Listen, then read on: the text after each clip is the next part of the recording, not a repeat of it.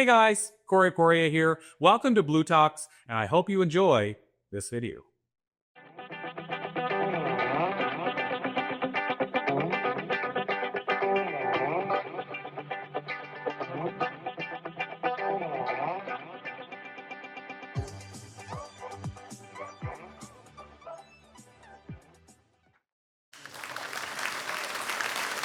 Hi, Amy. I'm so glad that you're able to come and speak to Oxford University today. And I'm really looking forward to getting an opportunity to talk to you more about your experience and what you've been doing. Thank you so much. I'm just honored to be here. Just very grateful for this opportunity. So good. I'd love to start off and have you share with everybody a little bit about who you are and what you do. Absolutely. I am Amy Thurman. I'm an authenticity and holding space expert, and I do that through speaking, writing, and consulting. So good. And I know you're known in the industry about really helping people tap into not just how far they're going, but really like how far they've come. Can you talk to us a little bit more about that? Oh, I would love to. It's something I'm very passionate about because I've come so far in my life. And I have so far still to go. There are still things that I want to do. I still have goals that I want to reach.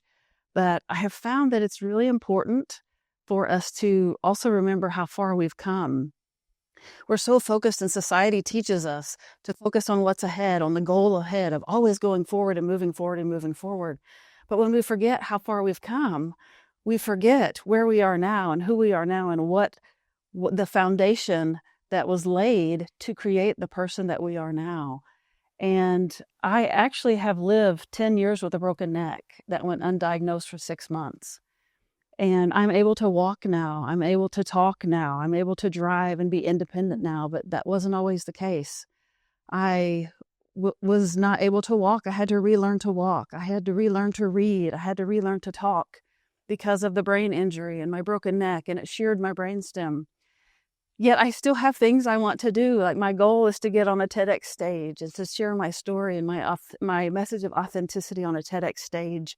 And that's what I'm looking forward to. But I forget how far I've come, that I laid flat in bed for 23 hours a day. I was completely incapacitated for almost a year.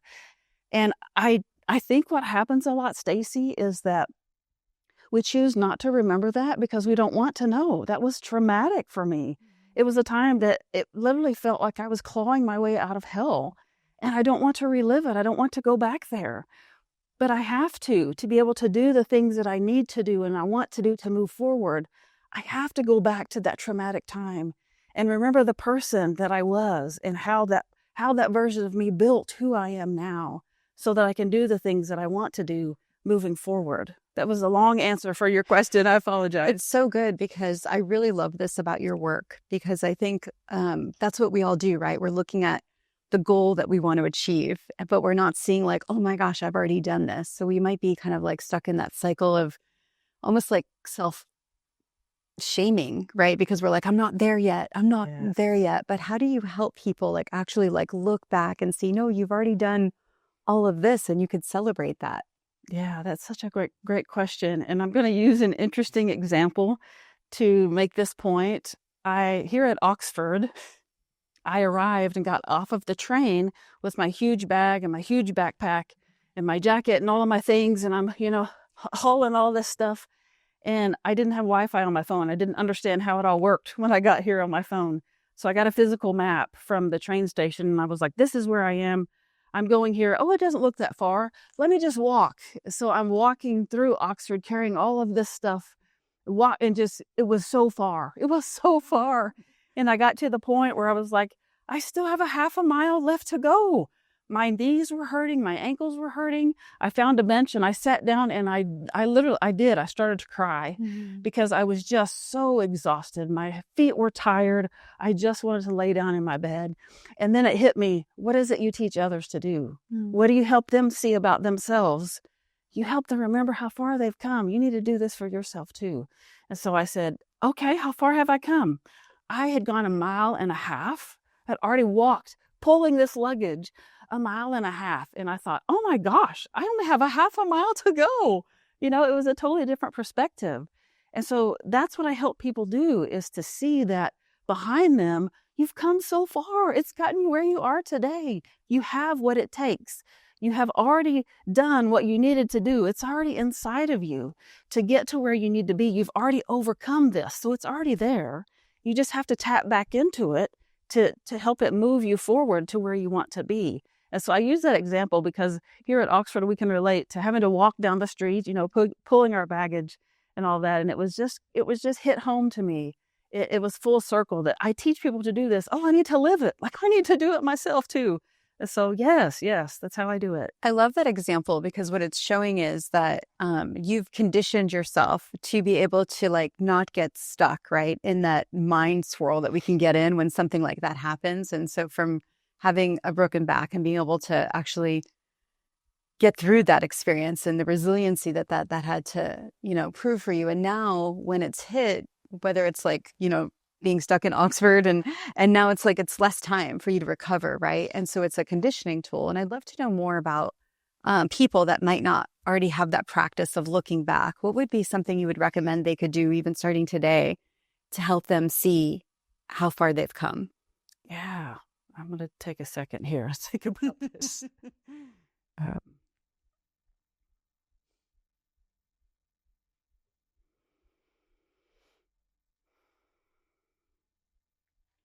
I will say that it's a lot like feelings, that we are taught to bury our feelings. We're taught to not feel them because they're uncomfortable, because they can be dangerous when we have to go back and revisit the things that we have hidden and that we have pushed down and folded nicely and neatly and tucked down in there, never to surface again. But we will never get where we want to be until we allow those feelings to resurface and allow us to own and accept what we have been through and who we are. And so I feel like relating it to feelings, when we allow ourselves to own those pieces of us that we want to hide and that we don't want to look back at, that it becomes a stepping stone to help us get to where we want to be. So my advice is, I'm waiting for my soul to give me the answer. I love that. That's what I'm doing. Yeah. I love it. I'm waiting for the download. Anytime now. Come on.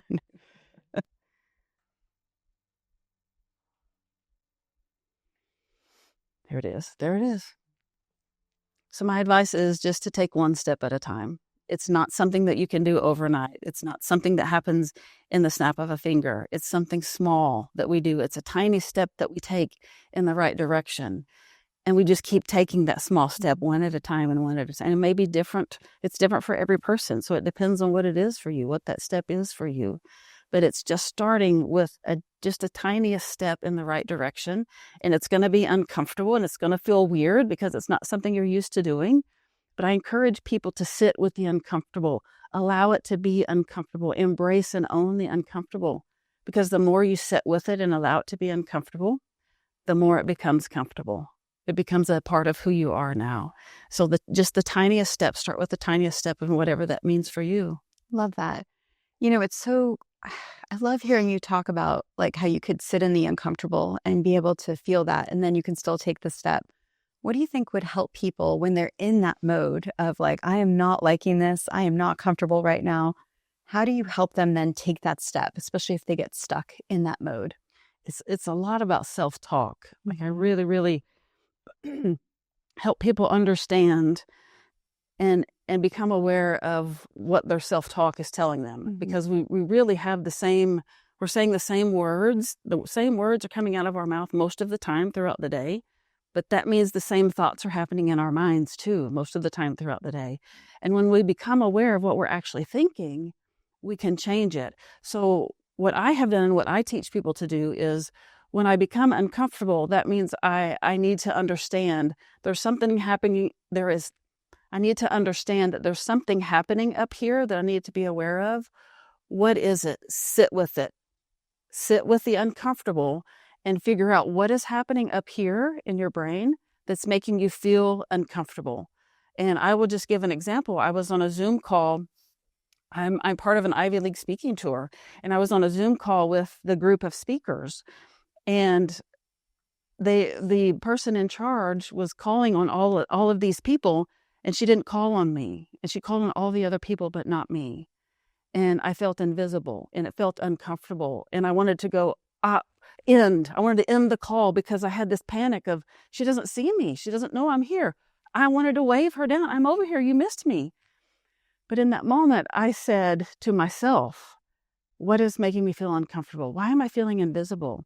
And it took me back to when I was a child. I'm a middle child. Does that say anything? I'm a middle child. So this is the forgotten child, right?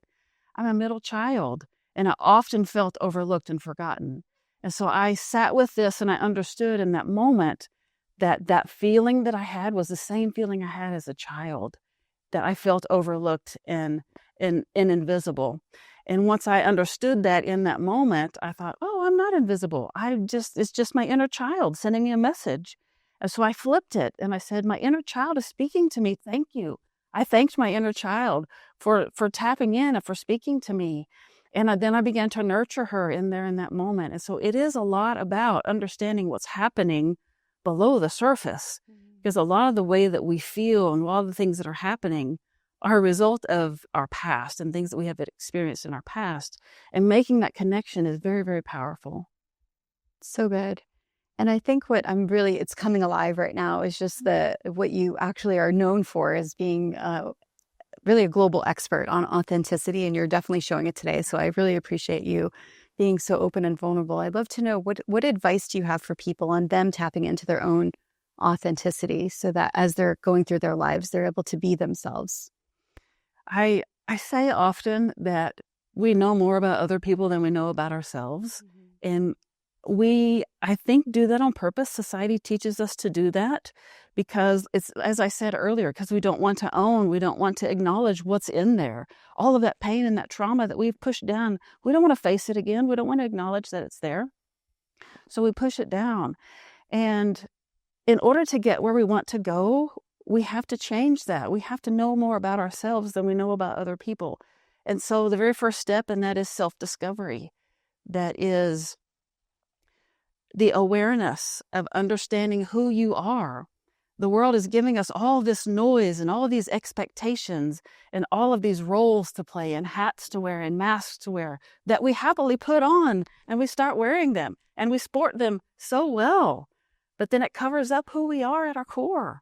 And so that's one of the reasons my business is called Polish the Mirror, because the mirror of our life gets distorted and gets covered with layer after layer after layer of all of these things that society puts on us. And to polish the mirror is removing all the things that aren't us so that we can see what really is us. And polishing the mirror is every answer we seek can be found within. My book is called Finding My Hero Within. It's talking about how I no longer look outside myself for validation. Everything I was looking for, that knight in shining armor that I was waiting to come rescue me from this miserable existence, was found in my reflection in the mirror. It had been there the whole time. I was just looking in the wrong place. And so the very first step in authenticity is self-discovery, figuring out who we are beneath all of the noise and all of the things that society puts on us. There are other steps too, but that's the very first step. Wow, so good. Thank you so much. And I'm like literally getting chills hearing you talk about this. It's so exciting to me. And I feel like if we all could learn from what you're saying, won't the world just be such a better place? It truly is. The people and the businesses that I have helped, their business culture changes completely when they embrace authenticity and they allow, when the leaders and the managers. Side note, what I found is that leaders aren't really taught to be leaders or taught to be managers. They manage the people, but they don't actually lead them. So when you bring authenticity into the workplace and the leaders allow other people to see them being human, it changes the whole culture and the whole environment. And that's just a piece. Yes, it can change the world, authenticity. And I'm seeing it one piece at a time. So yes, I would love for it to become a global movement because I really feel like the world needs this so badly right now. So good. Okay, I'm sure everyone's going to be wanting to reach out to you now. So please share, how can they learn more? How can they get in touch with you? Yeah, Stacey, of course. Thank you so much. My website is pretty much a one-stop shop. It's www.getamyshelp.com. My social media links are there. All of my books are there. And I would love to connect with you. Thank you so much. Thanks for coming to Oxford and speaking to everybody about this. It's been amazing getting to know you even better. Yeah, thank you so much. I really appreciate it.